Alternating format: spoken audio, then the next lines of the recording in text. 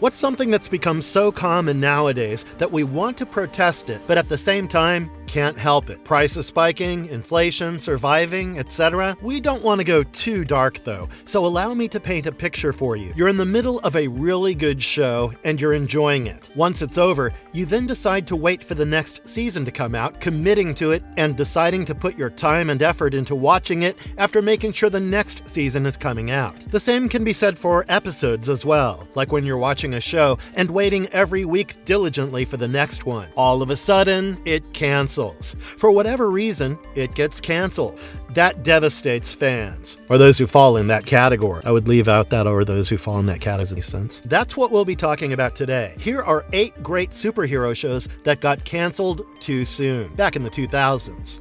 So all the shows we'll be speaking about today will be about superheroes who were so obscure that we may or may not have heard of them. They're pretty underrated, kind of cliche, but lovable overall. On our list, we have Blade, a vampire hunter partnering with an undercover vampire. Birds of Prey, superheroines from the DC universe. And Mutant X, which isn't a Marvel show or representing the Mutant X comics, despite being shot and released under the Marvel license. We also have not-so-new but underrated heroes as well, like Painkiller Jane and Witchblade. If you've seen any of these before, let us know in the comments what you thought of them.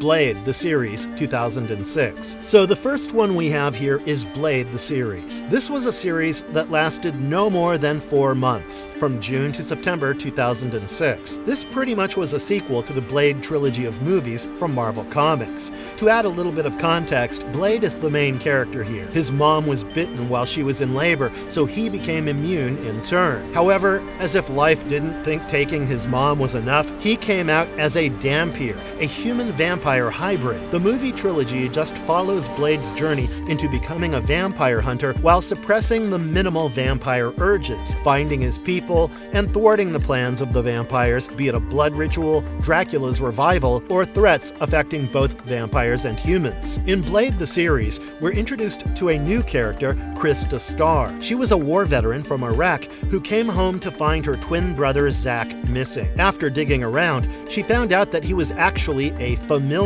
Not in the "I'm your pet and will do anything to help you because I love you" kind, but "you promised me eternal life, so I'm stuck as your servant" kind. He found his old master, an old blood vampire called Marcus von Sivert, and came across Blade on the way. The moment Marcus laid his eyes on Krista, though, was love at first sight for him.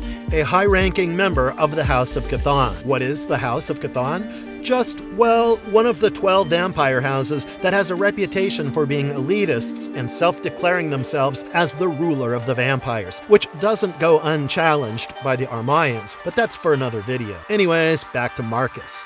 This vampire was so infatuated with her that he turned her instead of attacking her. This had Blade approaching her personally with a serum that would help her control it, the same one he was using. This allows her to think clearly, and he proposed a partnership. He was working with Zach earlier, and she could take his place instead, aka help take down the House of Chthon from the inside. Krista struggled to keep her cover, but cooperated just fine while Blade pieced things together. Through Krista, they learned that Marcus was part of a team that was working on something they called the Aurora Project, a little something that would cure vampires of their traditional weaknesses, like garlic and sunlight. However, Marcus had sabotaged this project into a virus that killed purebloods, natural vampires, and saved turnbloods, turned vampires. That's definitely new, and something authors could add into their books as a new trope. With Blade's help, he managed to launch this weapon. Now, you may be thinking, the show sounds great. Why did they cancel it? Simple answer, budget cuts.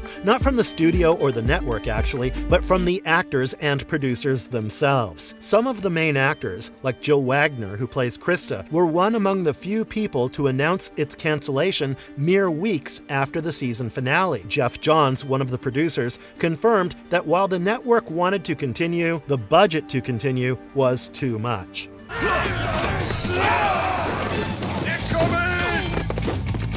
Tick, 2001. Next, the Tick. This isn't the name of his power, nor is it like a funny reference. He has the powers of an actual tick. He's got incredible strength, enough to lift possibly 10, maybe 20 cars off the ground with only one hand. He can take large amounts of damage, like being knocked unconscious with a metal pole, but he'd be just fine, simply, well, unconscious. One thing that did interest me about this guy is that his powers amplify the more dramatic a situation gets, which is hilarious at times, but also makes you wonder why. The show was a live-action version of a cartoon that lasted a good 3 seasons, but this show lasted a little over 3 months, from November 2001 to January 2002, where all but one of the planned number of episodes were aired. The Tick talks about the namesake superhero coming to the city after getting on the nerves of the officers near the remote bus stand he swore to protect, meeting Arthur, who recently got fired after his dreams of becoming a superhero wrecked his reality.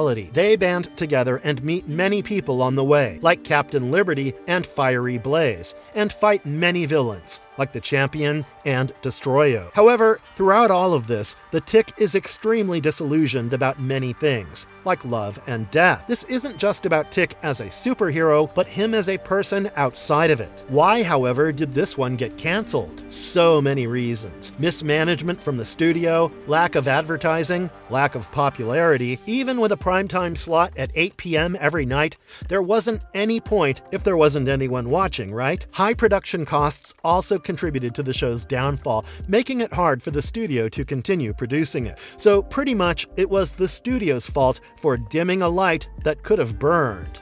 Birds of Prey, 2002 to 2003. Birds of Prey lasted for only 5 months, from October 2002 to February 2003. This show, however, isn't anything like its 2020 DC movie namesake, where Harley gets dumped by the Joker and recruits a bunch of misfits to team up against one common enemy. This show takes place years after Batman moved on from Gotham, or as online critics have said, abandoned the city. This takes place in Earth 2, where most of the Golden Age comics happen. In here, we talk about 3 amazing ladies: Oracle, Huntress, and Black Canary. The show takes place in New Gotham City, where Helena Kyle, Huntress, inherited the Wayne estate and enterprises as Bruce's and Catwoman's daughter. She works along with Barbara Gordon, Oracle, who became a paraplegic after Joker shot her and caused a spinal injury. Later, their team opens to Dinah Redmond, Black Canary, a telepath and one of the earlier female superheroes, Alfred Pennyworth, and Detective Jesse Reese. They work together to face off supernatural villains, also what we know as metahumans. They changed the term to better suit the people who have powers from unexplainable origins. They also try to work together outside their lives of battling crime, only for it all to go down the drain because of a beloved crazy we lovingly call Harley Quinn. When the Birds of Prey movie became such a hit, why was the show a flop? Well, that would be because of the ratings. The show was off to an incredibly good start, with ratings going absolutely off the charts. However, as episodes continued to air, ratings continued to rapidly decline, just as fast as it climbed. The reason for the ratings? Narrative choices. Questionable narrative choices. Unless you binge it within a few hours, you wouldn't have been able to understand the entire show because it was a little too choppy for the average viewer. Witchblade, 2001 to 2002. This show ran for a lot longer than all of the shows we've covered so far. 1 year and 2 months, from June 2001 to August 2002. This isn't either Marvel or DC, but Top Cow Comics. The weapon referred to here is a sentient gauntlet, one that bonds with its chosen bearer, usually a woman. It considers itself a male entity, but it embodies itself into a female form while forming that symbiotic bond with the bearer both in body and mind. Yes, she can also hear him in his head. The basic plot of the comic follows Detective Sarah Pizzini, a homicide detective from the NYPD who found the gauntlet after a case with her partner, Michael Yee. The gauntlet took a liking to her and bonded with her, giving her multiple abilities that allowed her to fight off villains that wanted the gauntlet for themselves, like Kenneth Irons, who turned out to be a Templar knight obsessed with a sentient weapon, and Ian Nottingham, Irons' ex-bodyguard and the only one who successfully wielded the Witchblade without its consent. In the show, Sarah already has the Witchblade, but it's in the form of a bracelet instead of a gauntlet. She uses it to uncover multiple schemes and conspiracies, but it gets more and more dangerous every time. The possession of the gauntlet drives her into corners of crime that wouldn't seem interconnected at first glance, but make sense after the visions she has of the murders, and everything seems to point towards Irons and Nottingham. Not only that, but both seasons happen in different timelines. By the end of season 1, Sarah had reversed time all the way to the shootout that started it all, causing ripples in ways you wouldn't have seen coming. But personally, I love the show to bits. With such an interesting plotline, a huge audience, why would this one get canceled? The network wanted to try programs that would appeal to their advertisers, and their opinion was that Witchblade wasn't one of them. They wanted to build their ratings in a new way, specifically by being the go-to channel for summer series, and Witchblade wasn't one of those series. Another factor for this was that the lead actress, Yancey Butler, was going through alcohol rehabilitation at the time, which made an impact but wasn't the main reason. Human Target, 2010 to 2011. This series lasted a little over a year, from January 2010 to February 2011, a little less than Witchblade did, releasing 25 episodes altogether. This one is from a DC comic called The Human Target, but it's only loosely related to the show. This one wasn't the first one to be made after this comic. The first one was released in 1992 on ABC, while this one was aired on Fox. However, food for thought here, it was first aired in Canada on CTV to be precise, before airing on Fox. I personally found the concept of this show quite interesting. Christopher Chance, a bodyguard and security expert from San Francisco, is hired on a regular basis to protect his clients. But instead of being obvious about it, he integrates himself completely into his client's life, being someone in their inner circle. Through this, he becomes an actual target, aka the name Human Target. He isn't alone in this though. He's backed up by his old client, Ilsa, and joined by business partners Whiston and Guerrero. He never speaks about why he chose this path to protect his clients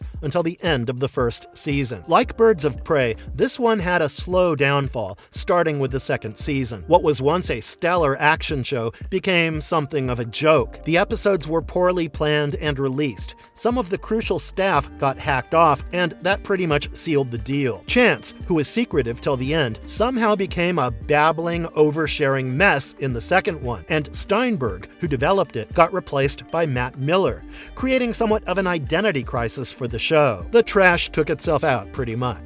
Mutant X, 2001 to 2004. Mutant X brings us back to Marvel, where the characters and some parts of the plotline came from the Marvel comics, but they aren't connected at all. Developed by Avi Arad, the show was a combined effort of Tribune Entertainment and Fireworks Entertainment, something that greatly cost the show in the later years. However, it is the longest show aired in the entire list, spanning 3 seasons altogether for 3 years, from October 2001 to May 2004. But the worst part? The cancellation was abrupt, so it ended in a cliffhanger. Please tell me I'm not the only one who hates when that happens. Mutant X centers around a group of genetically engineered individuals who we later refer to as New Mutants. The purpose of creating them was to protect other mutants, as they were told, but in reality, they were experiments created by secret government agents, and these individuals were their perfect subjects. They worked together to fight multiple evils, only to notice that so many of these evils are coming from the people close to them. A little too close to comfort though, don't you think? Now, remember how I mentioned that Fireworks Entertainment cost them the show? Well, they got sued by Fox. This was a joint lawsuit with Fireworks Entertainment and Marvel, claiming that Mutant X was way too similar to X-Men. As Fox was the owner of the exclusive rights to produce any X-Men content, this was infringement. Along with other such financial difficulties and the shrinking of the international syndication market, Fireworks Entertainment shut down for good. Oops.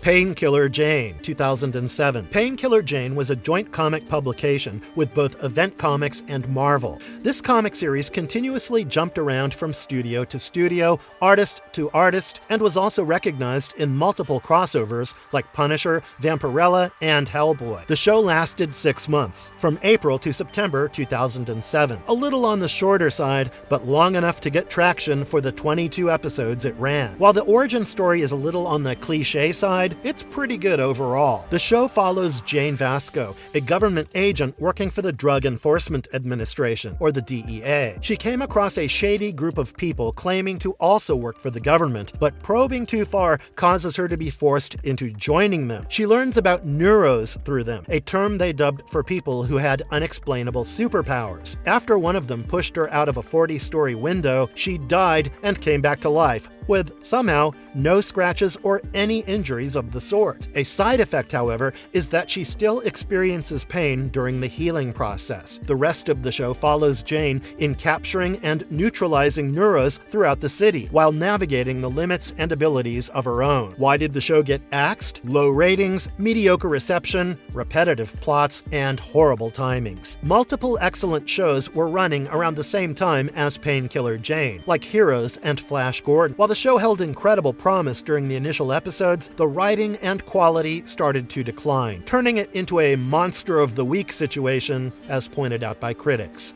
Black Scorpion TV series 2001. Black Scorpion lasted around 6 months, similar to that of Painkiller Jane, running from January to June 2001. This one, unlike the others, isn't based on any comic book, but a movie duology produced by Roger Corman. This one can be compared to Batman in some ways, like how the main character doesn't have any powers and fights with whatever skills and tools they have. It's admirable, honestly, and a personal favorite of mine. The show follows Darcy Walker, a police detective from Angel City. Her father was shot by a crooked district attorney, but the charges mysteriously got dropped. Refusing to let go of her need for her father's justice, she takes to the streets as Black Scorpion. The mayor ends up being the man who breaks many camels' backs, causing most of the villains to come up because of his epitomically stupid decisions. She also has to deal with multiple resurrected foes, some of whom even become her allies in the near future. I think you already have an idea as to why this show got cancelled. In case not, it was pretty much because of the lack of audience. There were not many people who were interested in this show. Marvelous verdict. All these shows had amazing potential, but due to low ratings or circumstances that were out of their control, they weren't able to finish the show. The least we could do at this point is to watch them and enjoy them, because you can take my word on the fact that you'll enjoy at least one of them, if not all. If you've seen any of these before, comment down below which one was your favorite, and we'll see you next time.